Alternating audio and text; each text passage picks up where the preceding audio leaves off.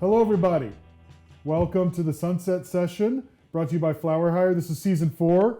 We have an amazing guest today. We have Guy Rocourt, co-founder and CEO of Papa Barkley.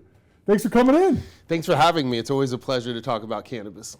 I mean, you got a lot to talk about. We'll hear about the Papa Barkley origin story in a second, but you are a purveyor of whole plant cannabis products. You're an innovator in creating products that bring the entire medical efficacy of the plant to consumers in a variety of form factors never done before, and so much to cover. It's going to be a great conversation, but so tell me, how does an ROTC guy get into cannabis? What's your origin story of this plant? Yeah, so if we start from the ROTC specifically, I got the blessing and opportunity to work with Montel Williams, who's a talk show host from back in the day, and he came out with his MS and was using cannabis. Now, one of the reasons why I was working with him, because I actually passed on the job at first, I was in entertainment, and he had been in the military. I had not known that because I wasn't really a big fan of the show before I met him. But he had been in the Navy. I was in the Navy. He was on submarines. I was on submarines. So all of a sudden I was like, oh, here's this person of color that's like successful, that has so much in common. I was like, well, let me take this job. So I do this movie project with Montel called Little Pieces years ago. This is about 1997. And on that, he eventually comes out with his MS. And now I'm sharing flowers with him that we get how we used to get them in New York City, where I'm from. And now that's how we make the shift. Now, I want to be clear that when I was in ROTC, cannabis was around. When I was in the Navy, cannabis was around. In fact, not to give up all the secrets, but even on submarine duty, we find a way for that hemp, as it were, right? Cannabis has always been present. I think people that think about the legalization of cannabis as if it's just coming or emerging, but the traditional market was throughout every state, and usually if you wanted it, you had access. And if you had an open mind, you would find it, or it would find you. Yeah, you didn't have the same variety in terms of products available. No. It was all flower. And I always like to tell the story that, like, back when I was young, we all got that pressed brown cannabis with seeds in it, and we wonder why it was always sleepy time. Now we know that oxidized brown weed full of CBN, those stoner memes of like couch lock and so on, are all because of the cannabis. Yeah, because of the cannabis we used to have. And so now, as part of our wellness journey, I love inspiring young folks to use cannabis in their physical, energetic activities, because it is really mind expansive. And part of the good thing about having these great new plant medicine products is they're not couch locky. They're not super sedative. Those old stoner memes are gone. You can, go ride your bike for 100 miles while still having beautiful flowers in your mind, as it were. Well, stoner memes are gone, but there's still work to do. Yes. Oh, God, yes. Because of decades of misperception and misinformation, but that's a whole nother story. So from entertainment and, Montel was the opportunity to bridge sort of your experience with the plant and cultivating the plant and being around the plant for a long time, for your entire adult life. That's where that meld. But then in California, it's the early days of Prop 215, and you're like, I'm going here. Yep. I am going to focus it all in on this. This is my passion. This is my calling. And and you started in California, and then went to Colorado and launched one of the first actual like vape brands in Colorado. Yeah. Like for me, it was pretty interesting, because when I first came out to California, Montel helped me get a job at Paramount Pictures, where I was on the lot doing the whole LA thing, and as a young filmmaker, it was amazing. But 215 had started, so I'm going into these dispensaries, right? I was not a patient. I've been really blessed, but luckily, when you have a celebrity with you, you get access. So I'm starting to be a caregiver for Montel, understanding these dispensaries, and I decide I'm going to throw up a light in a room. And then 2 lights become 4 lights, become these no-doc loans, and all of a sudden I'm providing safe access for my local community and Montel, and it's amazing, right? And that's how I was growing cannabis now and getting unreasonable prices for stuff we would likely not smoke now. But I got to get my game up, and like having that first mover advantage was pretty great. But I think what Montel did for me was give me permission to look at this plant as medicine. Because before that, like most people, I thought it was just a street drug. Like I believe, like everybody else believes, that I was kind of running narcotics. afoul. Yeah, exactly. It's like, the same way, it was kind of coloring outside the lines. But seeing it help Montel, seeing like cannabis professionals, more importantly, with Montel, I got to see real science. He went to the Karolinska Institute in Sweden, where they hooked up things to his brain and his feet, and they could show the degradation of his nervous system by how long the signal took to get from his head to his feet on one side versus the other side that had plaques. But with the presence of cannabis, that would be different. And what's even more interesting is the researchers didn't know that, because of course we had bought cannabis with us and we were gaming the test in the background, right? And all of a sudden I'm like, oh wow, more research needs to be done. There's something here. So we start sharing cannabis with more and more and more people. And then I meet my growing partner here, Harvard-educated gentleman who had Crohn's disease, but couldn't stay in the workforce because of the severity of it, start supporting. We start growing together, because we're on our own time watching the ladies grow, and I see how much it helps him versus all the medicines that he's on, and now I'm like, okay, I feel really good about what we're doing now. And obviously Papa Barkley, every product is known for that. It's for the consumer in mind to unlock the full medical benefit, but that was the aha moment of like, this plant really helps people. It's not just about like getting high. That's right. It's like, and so it's so funny. It's like the notion of getting high to me is like most analgesics will say don't operate heavy machinery.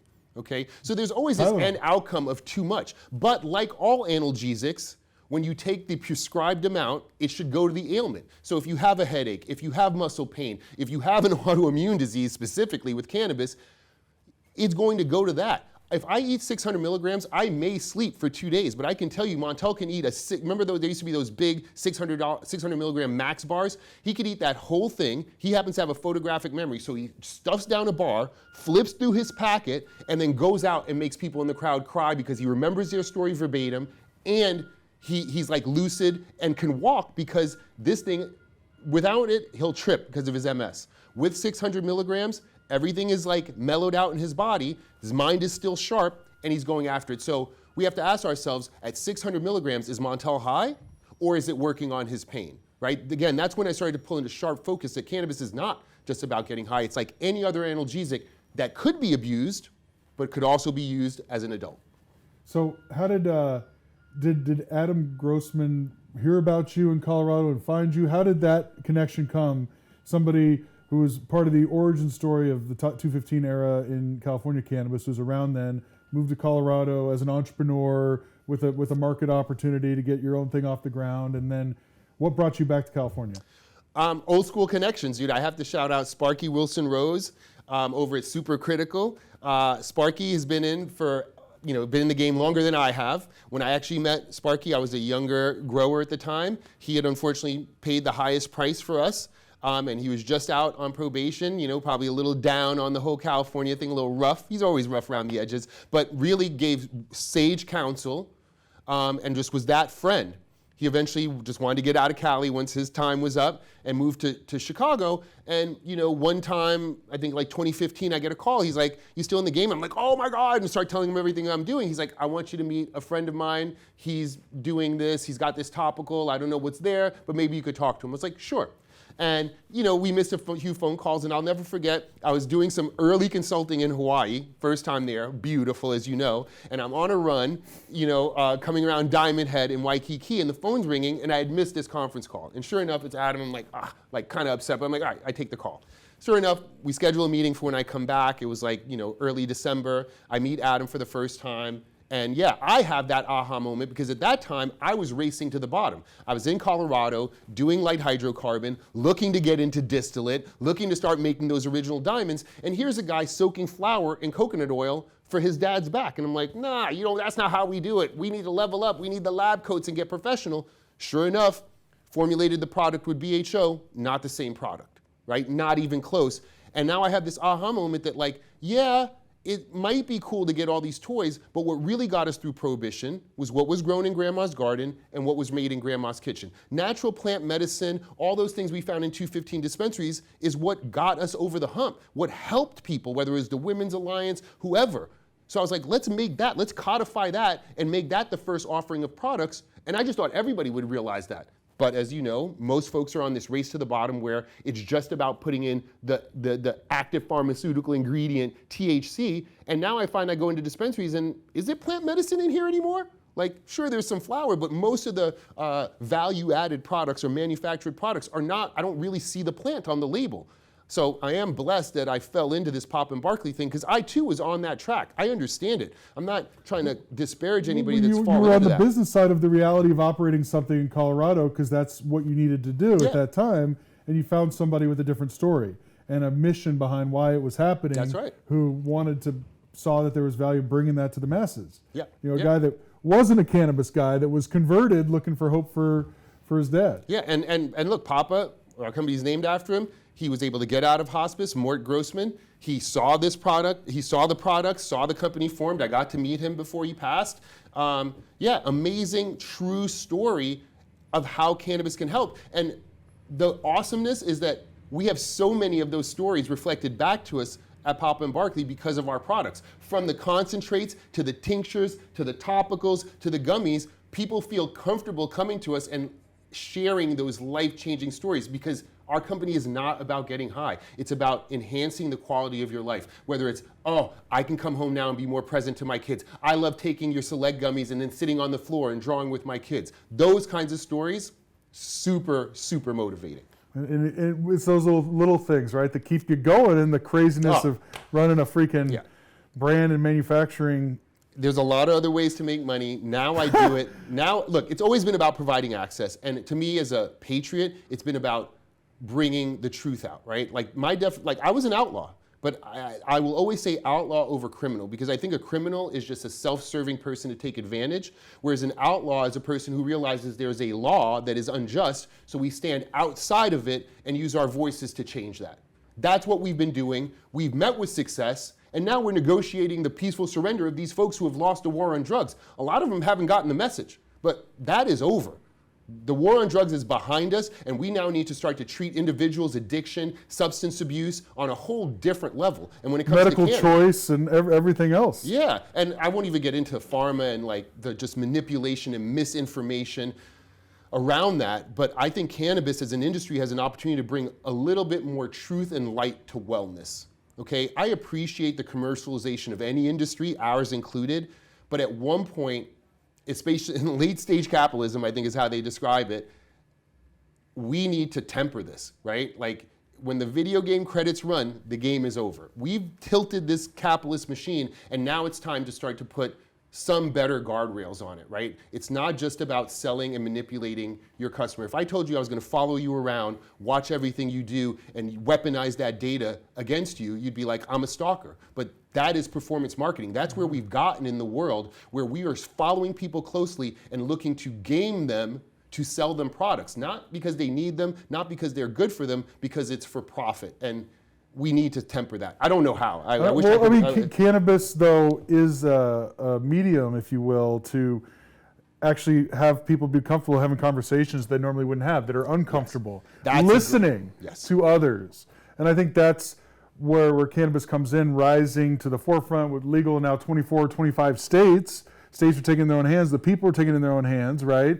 But it's that opportunity to try to fix it, to try to come up with a better way of being for citizens. I agree. I think when you think about social lubricants or things that we might do while sitting around a coffee table and having a conversation, I think that cannabis is going to bring a more listening. The way you said it is right. It's like people are, but it's not only just listening to your partners and friends, it's also having that introspection to look within and be honest with yourself and make those changes, right? Because I think oftentimes we're just trying to escape. And while I'm not a prohibitionist, I love a gargle like anybody else, that is more about escaping, right? Where cannabis is about looking in and solving, right? So if I'm stressed, I'd rather sit on my porch, smoke a J, breathe it in, think about what's bothering me, and make peace with it. Whereas if I decide to go and grab a couple of beers, I'll forget about it, but will I come up with a solution? Probably not. Kicking the can. So Papa Barkley today in 2023, like what products are being sold, and you know, it's all THC, or is there the hemp derived stuff, and what does that look like right now?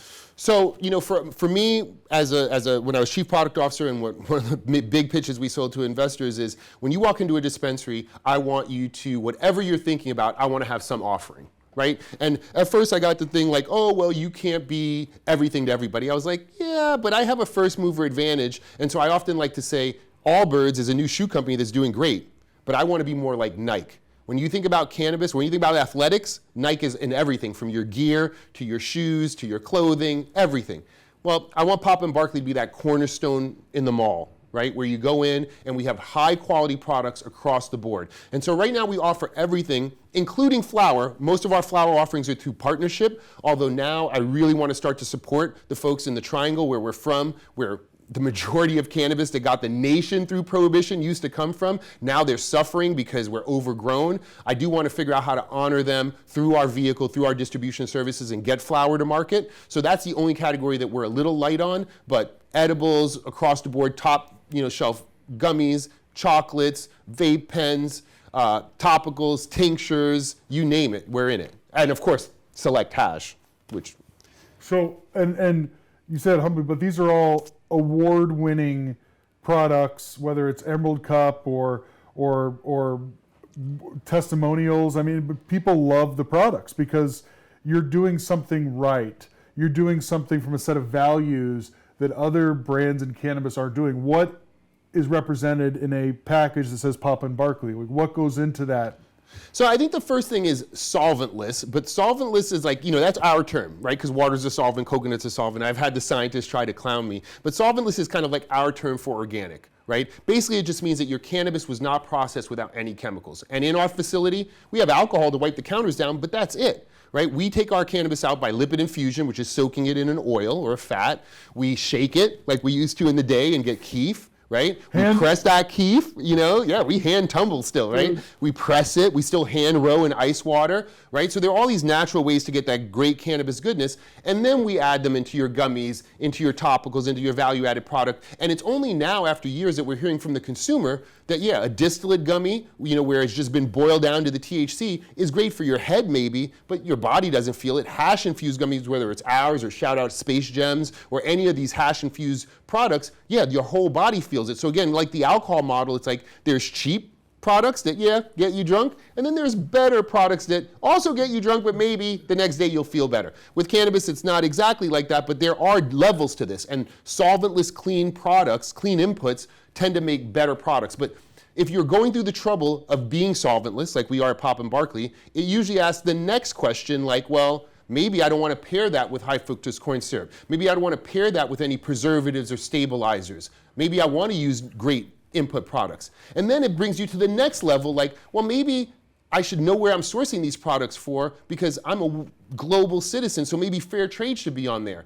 And then I look at all the beautiful packaging. I still have packaging from the first days of cannabis because I grew up in Prohibition, so I love the concept of packaging like you guys have here, right? So I wanted awesome packaging, but then I realized it's like, no, packaging has to be less is more, because when I grew up advocating cannabis, all my other advocates were part of a larger, greener movement. We were all, yes, stumping for cannabis, but we were also, I guess, what they call now woke, right? We were really on this path to doing better, whether it was for cannabis, whether it's for the environment, whether it's human rights issues, right? All these things were caught up in our advocacy. And so now that cannabis has gone over that threshold, shouldn't all that advocacy and stuff be represented in our products? So to me, if you're making a cannabis product and you suffered under the sword of Damocles that was prohibition, under the threat of law enforcement, your product should be as clean as they are because you know better, right? They should be fair trade because you have respect for the citizens of the world. They should be in great sustainable packaging because you understand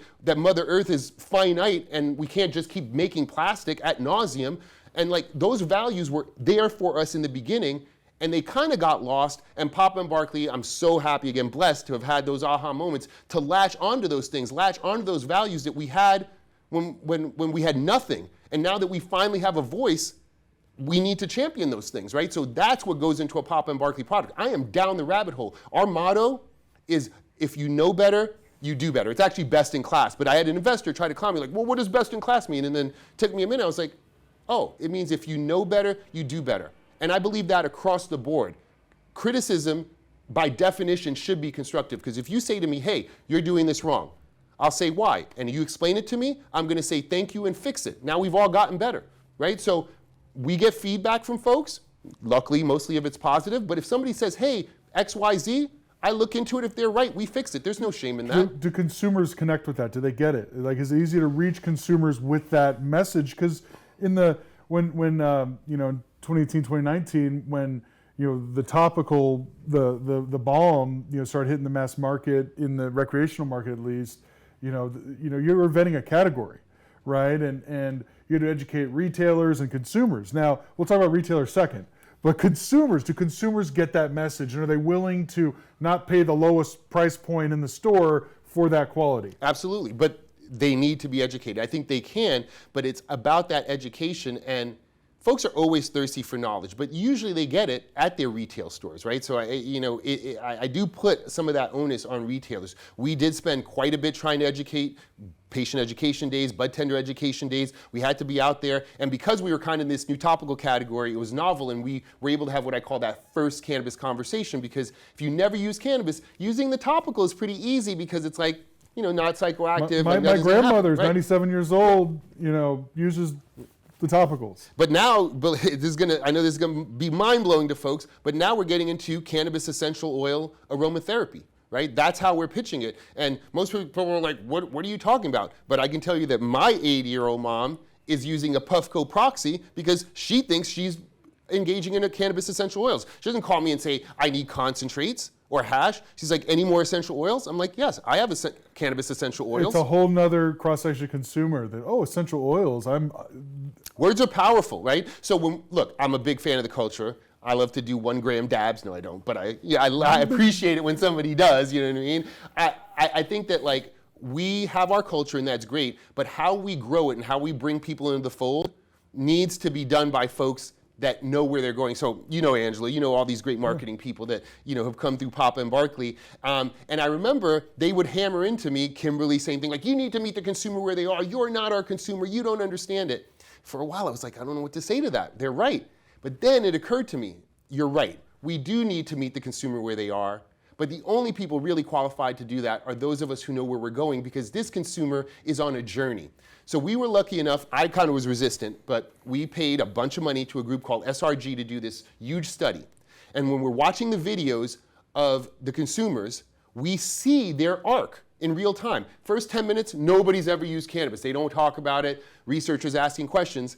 15 minutes in, all of a sudden they always have a story like, oh, well, you know, when I was in college, or when I was this, or when I did that. And they start to be a little bit more open. And before you know it, somebody that you were talking to that you were like, oh, they would never use cannabis, all of a sudden is ready to try the most aggressive product, right? Because they've been made feel comfortable. I'll do a fucking dab. Yeah, they've been made comfortable, and the shame has been kind of put aside, and they've been made to feel comfortable, right? That cannabis shame is a real, it's that bias, right? Like, unless you undo that, you're not really understanding the consumer. Well, it's amazing. Sorry to interrupt, but it's amazing when you see, like, I have children, and you see my wife sharing products like during the pandemic with other moms that were tired of fucking drinking wine and whatever, and you start seeing like how people just warm up to the idea once they're deprogrammed. Once it becomes socially acceptable to pull out your fucking vape pen at a party in Hollywood or something, everyone's pulling out their fucking vape pen and passing it around, right? And that shift has happened in the last 5 to 10 years. Yes. And it's warp speed in other markets outside of California. You know, when I started with FlowerHire 6 years ago, it was such taboo to work in cannabis. Is it career suicide? What's my mom gonna think?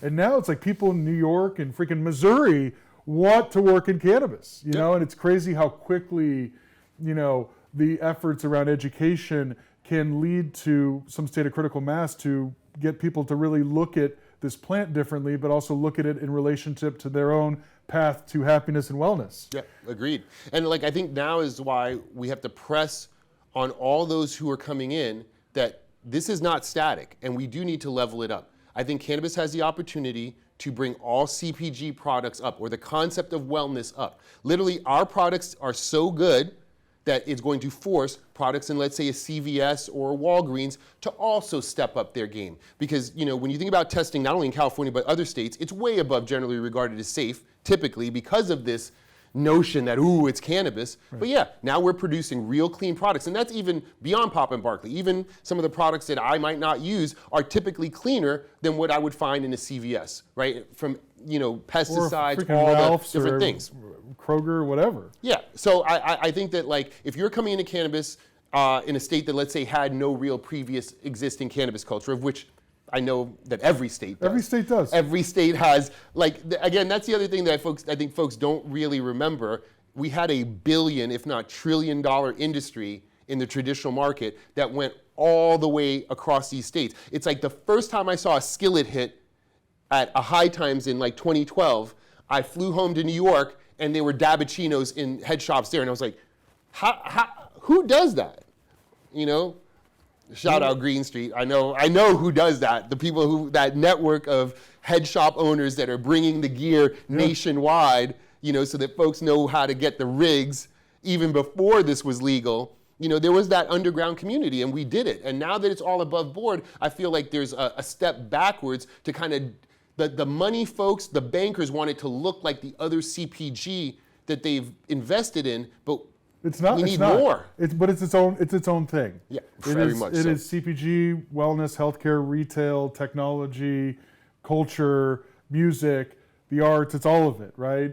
It's its own thing, for sure. And I think that's you're starting to be realized more and more, though. At the same time, talking to investors is a whole nother freaking thing. I want to talk about running a California cannabis company as CEO. So, what is wrong with California retail right now? Give me top three. Lack of merchandising, prohibition mindset, not paying your bills. Okay, I'm surprised number three wasn't number one. So let's start with not paying your bills. Candidly, I think many dispensaries have gotten lazy where they just want products in category. And so I show up and I give you this flower product. You sell it. But before you pay me, somebody else has come in and said, hey, let me drop off this flower product. So why should you pay me? Because you already have something on shelf. You don't need me to replace it. Now my AR balance is going up. Your AP is going up. Another product comes in. And so it goes. And AR just continues to, my accounts receivable as a brand continues to balloon up. Or I can go out of business completely, which happens to a lot of brands. Well, on paper, you're doing the impossible. You're running a profitable business in California cannabis right now. You're making the hard decisions, knowing where every freaking penny's spent. But the challenge to that is actually just getting fucking paid. That's right. Yeah, technically, I think if we were getting paid completely, we would be profitable. Right now, folks owe us, it's into the millions. I won't say exactly how much, but like it is into the millions. And it's like one of the reasons is because Papa Barkley supports the community. I want our products to be in dispensary. It's like, it does not help me to send a final letter of demand or put a dispensary on collections. Not only do you support the community, you base your operations in the Emerald Triangle. A place that started the whole cannabis movement that's been left behind by legalization. You have your operations there. Yep. Like you are keeping California cannabis in some semblance of keeping people from an ethos perspective involved in the legal industry, yep. Right? So sorry. Yeah, no, look, it's true. For me, I grew up as a Los Angeles grower, and I remember when products used to come from the Triangle, right? And I'd be like, oh, I'm not going to make any money November, December, because literally it was called the flood. And I had some resentment when I was a younger grower, but I also respected the fact that these are the folks that make the majority of cannabis. When I used to go up to Reggae on the River, when I used to go up to Mendo and such, to learn about making tinctures, making hash, learning from Frenchie, rest in peace, that is where the knowledge center of cannabis came from. And now mycology, also by the same token, right? We grow great products up there in the Pacific Northwest. And it's not just Humboldt. Yes, the Triangle's for California, but even going up into Oregon and Washington, respect to those people. They've been putting it down that's where the billion-dollar industry was born out of. That's where all those products used to come from. And now all of a sudden they're getting forgotten, right? They're getting a little bit left behind because we're overgrown. Because some of, in the southern climes where you can just have bigger greenhouses, bigger canopies as it were, but the consumer's not educated into that culture. I'll give you an example. If I make wine in Los Angeles, I might be able to sell it at Trader Joe's for $2. I make wine in Napa Valley, that same exact product is going to be at least $20. I want that for Humboldt, right? I think we all want that, right? I think the consumer wants that. There's a reason why we buy into a story. A friend of mine told me that the only reason why people buy like Louis is to say that they got one of those few prized ounces when I didn't realize that they don't open the bottle. They actually stick like a thing in it to suck out like ounces at a time when they pour shots out of these like $1 million bottles of this scotch or whatever. Well, the same thing for cannabis. It's like you buy into the story, the culture, the richness, right? And so what I'll tell investors and retailers is like, you want real high margin? Let us build a culture and a story that not all the time. Sometimes people will go for the Bud Light, but then sometimes they'll come in and they'll spend an exorbitant amount to make it special because you wove in a story that then they will be able to tell at their dinner party and their coffee table. Our culture deserves that, but right now what I see is a race to the bottom where we're forgetting that that's a possibility, and it's also being clouded by cannabis shame where you have some bankers coming in thinking this is just some drug and that there is no culture and that it is only about getting high and there's no culture to build, and I think that's inaccurate. So on the retailer side, you said prohibitionist mindset. Do you mean like just talking about THC is the element that gets you fucked up? That's right. It's like it's a prohibition mindset because if you walked into a bar right now and said, hey, what's your special cocktail? And they're like, the strongest thing we make. You'd be like, what? I didn't come here for moonshine. I didn't come here for the strongest thing you made. I came for something delicious. And if it's really good, I'll have 2. And if it's really good, maybe I'll have 3. And then I'll get the potency out of that. You know what I mean? We don't think of anything potency. I mean, maybe protein shakes. I am always looking to see how much protein is in a protein. The only time I want potency is how much protein's in there. No, but honestly, it's like, it's unconscionable these days that you go into the majority of dispensaries, not all, I'm trying not to make blanket statements, but you go into the majority of dispensaries and approach a bud tender and say, what's a great product? They're gonna say, well, this one has 32 milligrams of THC, and it's like, that's not that's one facet of a value, and I'm not even sure. That's going to speak to 15% of your customers. Yeah, I'm not even sure that like potency is an actual value driver, because yes, scarcity mindset, not sure when you're going to get your next eighth, not sure when you're going to get your next group of flowers. Sure, now maybe you want the strongest. The whole mixed drink thing back in alcohol prohibition, you wanted the strongest alcohol so then you could take it back, water it down with juices or whatnot, and have everybody have a cocktail or whatever. But after that, potency is normalized. Now it's all about craft and value of that consumable. Well, cannabis should be the same. I don't know that we need to do this, but if all of a sudden potencies were standardized, okay, right? But on the edible strand front, potency is standardized, and yet it's still the only thing that they talk about. When I say, what's your best gummy? They're not saying, this gummy is better because it's all natural, because it's clean. It's still somehow about potency, and I'm like, how is that possible? Like milligrams per dollar. All these are 100 milligrams, but this one's $5.95 as opposed to $6.95. It's like, well, why is this one $6.95? That's always going to be my question. Well, why is this one more expensive? Explain to me. But most consumers are just like, they're all the same? Because that's what they're really hearing. Because we want to hear what we want to hear. And as consumers, we want to hear we can spend less. We want permission to spend less, but still feel like we got something good. And dispensaries are kind of running on this they're running on empty, because I think it's not sustainable, because eventually consumers will ask more, right? I think about the supermarket analogy. In the 50s, we start to see supermarkets everywhere, in every neighborhood. And now everybody has access to all, the largest pantry in the world, all the food you want, right? You keep going to the supermarket anytime. Then they become 24 hours. Then all of a sudden one day, somebody's like, the food in here is all mass produced so that it can be on shelf, so they can always be present. Maybe we could have a better grade food like they have at the farmer's market. And now we start to see the organic section. And now people start to be like, wait, I can get this food, or I can get slightly better food for 25, 30 cents more a pound. Then we start to have the Whole Foods of the world, where the whole thing is about food that's on that next level. Well, cannabis is the same way. Yes, safe access was the first thing we needed to do after prohibition. There's no denying that. But now we need to level up. We should be able to go into a dispensary and there should be clear merchandising where it's like, these are your product, your Bud Light-like products where if you just need a cheap product, you want some quick access, here you go. This is your middle, better products, maybe this is what you want to use on the daily if you can afford it. And then here's your special occasion best products that maybe you don't use every day, but on those special occasions, this is what you get. That's not, right now I know some of it is compliance and everything's just heaped in the case and everything's called premium and everybody wants to have premium packaging and fancy labels, but we do need the retailers to start helping us merchandise just like every other industry does. Well, and you're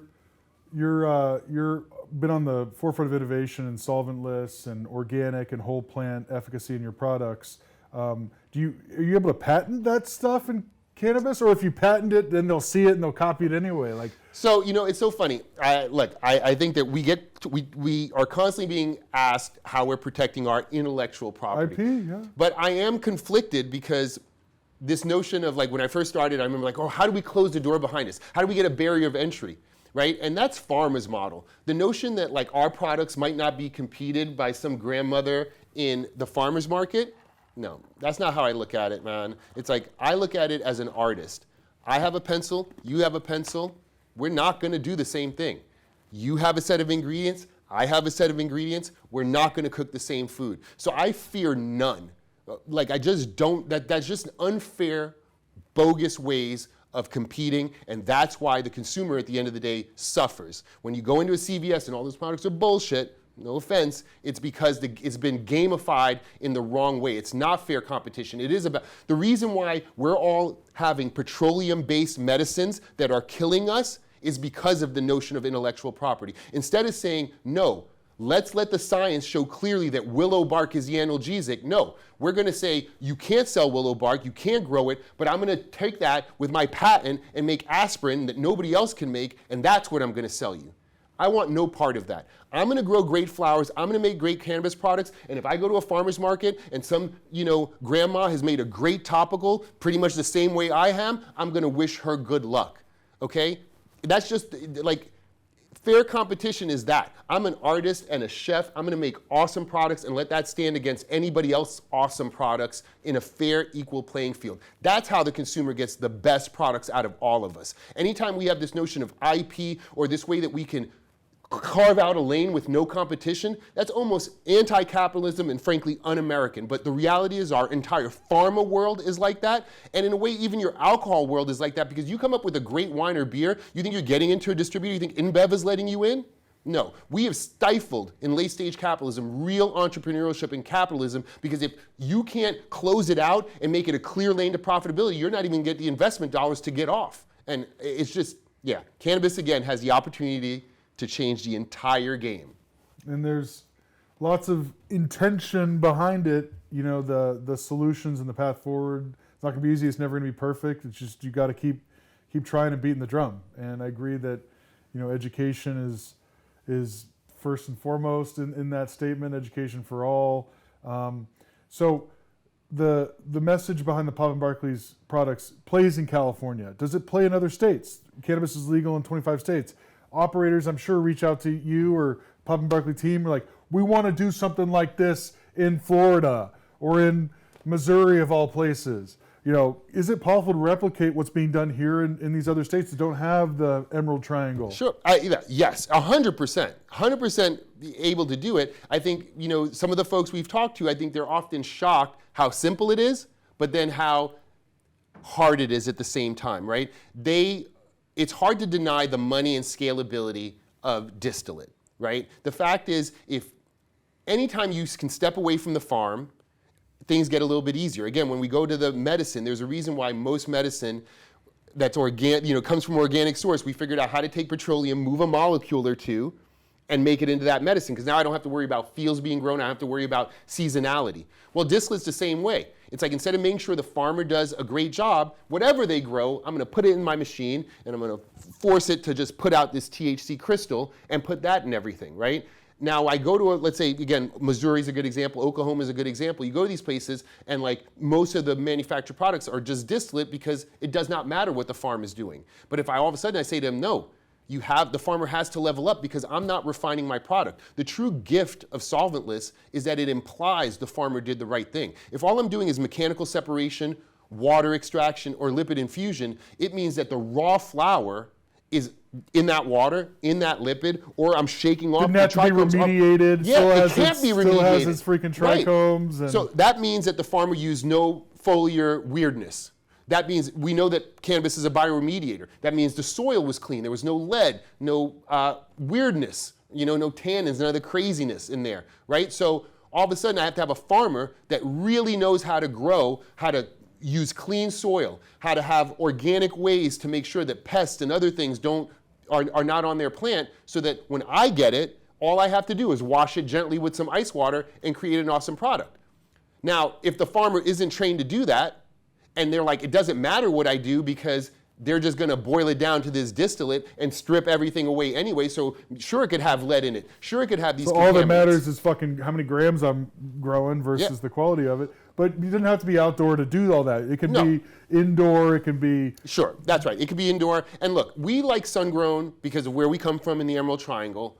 And I like sun-grown because I love Mother Earth. And at one point, look, I helped and consulted on some grows in, let's say, Vegas, for instance. A great example, right? Here it is. You have hundreds of thousands of BTUs of light coupled with 200 plus thousand BTUs of air conditioning, all just sucking electricity. It's like at one point, you look at Texas running out of power, they're never going to get indoor grows there. They don't have enough power. They need interstate commerce. Yeah, you know? So it's like sun-grown is really about that next level, right? A lot of states, like I remember in Colorado, you couldn't put plants in the ground in the beginning, right? Everything had to. So even though they could maybe have outdoor grows, it was prohibited from a compliance standpoint.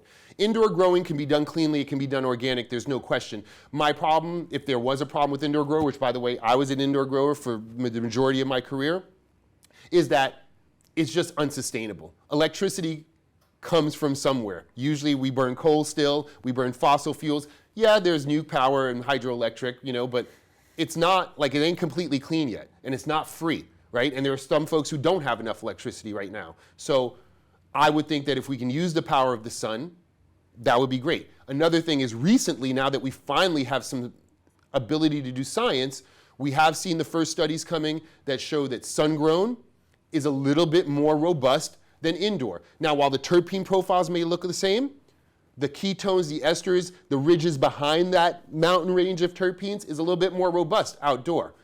I'm hoping this year we do similar studies and show that the full term, like this is an annual plant. For those who don't know, cannabis likes to flower in the fall, right? We can trick it to flower and, you know, you can do it all. Some outdoor grows do a couple times a year. Yeah, but if you grow outdoor at that time, that harvest time, like late October, that's when you're harvesting your plants under that you got some fall sunlight. 7 foot tall, just beautiful plants. Exactly. That's another thing too. It's like most of the flowers that people smoke come from plants that are about this high. They chop them down. You know, but if you go to the Emerald Triangle, if you ever have the blessing to come to visit us, and you're there in, let's say, October, you can go out to farms and see trees that in one season are 15 foot. You can't see around them. They match the redwoods that's the backdrop. And surely those flowers are different. That is a much more complicated, mature plant. What is in that? And we know that the body is very sensitive, right? So those little tiny nuances of ketones and esters and little additional terpenes,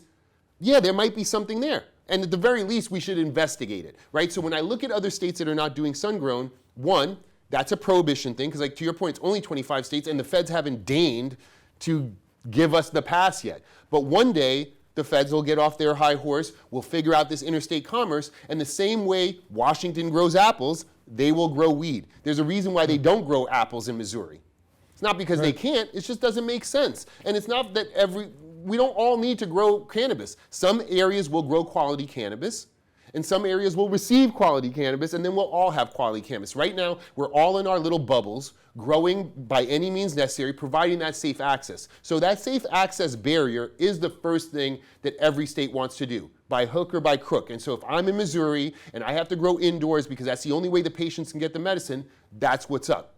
However, if I'm a business person, I should be thinking about the sustainability and the eventuality of a national cannabis marketplace, at which point, where does that cannabis come from? Do they grow grapes there? I'm sure they drink wine there, but they don't feel the impetus to grow grapes and make their own wine. I'm not saying that there's probably a local winery or two. Like Wild Irish Rose or exactly. So so I think that like right now we have some immaturity in the emerging market. What I'd want is shameless, objective evaluation of what that is and why. Some of it is prohibition, and we need to just be honest about what are we doing because of prohibition, and what are we doing because it's the right thing for the industry at the end of the day. Sun-grown at the end of the day, I think, is what will be right for the industry because it's the most sustainable. And I should also say that there used to be, look, again, I was an indoor grower.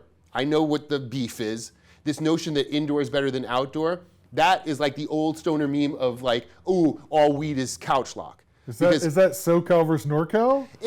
I think what it is like when you are outdoor, especially with the camp helicopters and the real burdens that outdoor growers have, you would hide, right? You'd hide, it'd be dusty, you'd have dogs, you just couldn't curate it. Indoors, by definition, is a clean environment where you're really having strict environmental controls. But now that we're out in the open, or out of the closet, as it were, I see some of these modern greenhouses and modern agricultural technology coming to cannabis, and yeah, I guess it won't be full sun-grown, it'll always be a mixed light situation, right? Yes, that's sustainable, right? So now even in Humboldt in the county, we're starting to see big, gigantic, canopies with automated light depth, right? Some ventilation, dehumidifiers, these kinds of things to stabilize even large outdoor areas under a glass canopy. Far more sustainable than burning thousands and thousands of light. And I know I can hear somebody out there saying, well, you just remember HPS's LEDs are burning electricity, and LEDs still create heat, which means I still have to create AC. Being outdoors in an environment, even if you're in a little capsulated area to keep your stuff clean, you might want to have some CO2 in that canopy to get a little bit more bud density. You can still gamify in a mixed light situation or an outdoor situation in a way that we couldn't during Prohibition. My point is that technology has come to all fields, right? And so indoor is probably the only field that hasn't really gotten much besides the LED innovation. Because yeah, when I was growing, LEDs were not ready for prime time. Some of these new banks of LEDs I've seen are clearly ready. Although I can't wait to start doing the tests of those terpenes, right? Because LEDs don't have the same wavelengths of light that HPS does, that the sun does, right? So when we get into the science, I think sun-grown will eventually prove out as the more robust flower if we're harvesting trichomes. If we're understanding that the trichome is where everything is at, and that trichome is produced by sun-grown plants, and what's in it is more robust, that's where it'll play out. We could talk forever. I got two more questions though, because I know it's LA traffic. I don't know if you're going to want to leave anytime soon. We got the beach here. First one, okay, CEO of a company hat. When you're hiring people to work at Papa Barkley, what do you look for?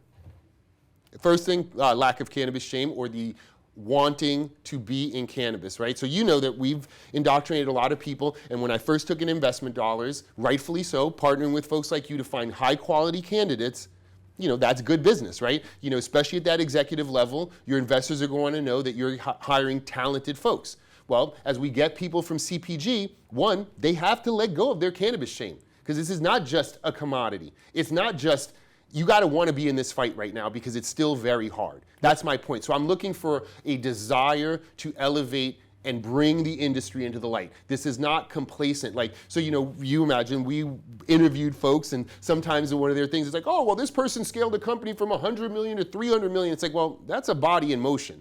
We need to scale from the ground up in a real way with an uneducated consumer with no periphery products that they can even reference. Fresh consumers that are only guerrilla marketing tactics. Yeah, and so and it has to come from the heart. And luckily, some of our industry, like especially the people that have been in it for a while, and the younger folks are looking under the hood. They're looking for authenticity in their brands. They're looking for that genuine article, and so you can't phone it in, right? Like so many of these other CPG brands tend to do, especially on the wellness side. So I think that the first thing I look for is, what is your cannabis usage and what is your cannabis shame level? I'll give you my real amateur story. Before there were even the FlowerHires, before you could even think about going to a recruiter for cannabis, this is 2012 in Colorado. I'm hiring my first set of people to run a light hydrocarbon lab. Right? Like people are terrified that I'm about to blow up the entire block, and I'm hiring young kids for minimum wage. My main requirement was they had already went to spend $40 at the MED to get their red card. Because at least it said to me that you were determined to be in cannabis, and before you got a job, you spent some money, got this little card, signed up with the man, let them know all your information, including your tattoos and everything. The form in the MED, the Medical Marijuana Enforcement Division in Colorado, was so draconian. I won't even get into it. Still angry, obviously. But I was like, if somebody's going to go through the trouble of signing all this and exposing themselves to the man because they really want to work in the industry, it says something, right? Some people were coming to get a job, and then you needed the card to work no matter what. But the fact that somebody would get it before they even had the job said something to me, right? It said a certain amount of deprogramming or acceptance of the industry. That's what I'm looking for first and foremost, because if you don't have it, you're not going to go anywhere. Great answer. What are you excited about right now? Looking forward to the next year, 10 years, whether it's Papa Barkley, whether it's cannabis, whether it's your own journey. Like, what are you excited about right now when you get up every day? Like, what are you working so hard for?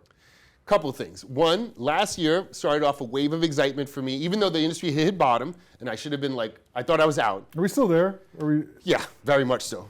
Very much so, and we can get into that. But last year at MJ BizCon, seeing solventless for the first time, and even seeing some of the device providers coming up with all kinds of huge apparatus to do solventless, I was like, okay, we're getting somewhere, right? Seeing studies and hearing, seeing consumer feedback that hash-infused products had a better feeling, right? A more body feeling. We're different than distillate. Knowing that that's coming from the consumer, that there's a real feeling to these things. That's getting me excited, And lastly, going back to BizCon this year, I'm slated to do an hour talking about clean cannabis and bringing that education to a nationwide audience that hey, I know you got into cannabis because you know it was wellness. Let me bring that wellness to that next level. Let me show you how we can do it in this best-in-class way where the product is clean from minute one with no chemicals, the way you would expect your food to be. And because we extracted it that way, we make sure that anything we add to it also is clean, right? The fair trade thing might be down the rabbit hole for some people because not everybody has that respect for their citizens of the world, as it were. But the clean part, I think we can all resonate with. Not using chemicals in things we put in our body, I think is out there in the zeitgeist. And it can happen for cannabis, and I think a lot of folks were just not aware of it. And I'm so happy to share that information because I still have a lot to share. My message still isn't heard, right? And it needs to be because that's the only way we're gonna have that cultural corner. We are plant medicine. And while eventually I want pharma to take that active pharmaceutical ingredient of THC, CBD, CBN, CBG, and find those glorious injectables and medicines that might reduce tumor or turn the tide of cancer or really regulate the ECS system, I know there are people that are smarter than me that are ready to do that. But for now, what I'd like to do is things grown in grandma's garden and made in grandma's kitchen, all natural with love. Our primary ingredient, as it should be for all cannabis companies, is TLC, not THC. Guy Rocourt, thank you so much for coming in today. It was a pleasure. Thank you, man. Always a pleasure to talk about cannabis.